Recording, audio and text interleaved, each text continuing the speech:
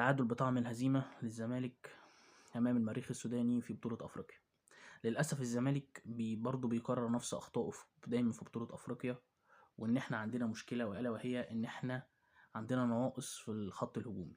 نواقص الخط الهجومي إن إحنا عند الماتش اللي فات كنا بنشوف سيف الجزيري بيخرج بره المنطقة، شيكابالا بيخش أو زيزو بيخش عمق الملعب عشان يلعب مهاجم تاني جنب سيف، لأن سيف بعيد عن مستواه.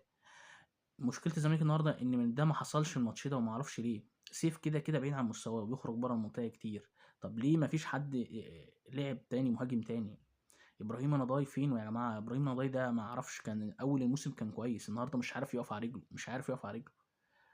فالزمالك لازم حل جذري في موضوع المهاجم. سيف ما ينفعش يلعب اساسي تاني، حرام والله يا جدعان. لو سامسون هيلعب وخد الماتشات دي، سامسون ممكن يتعلم الكورة اسرع من سيف.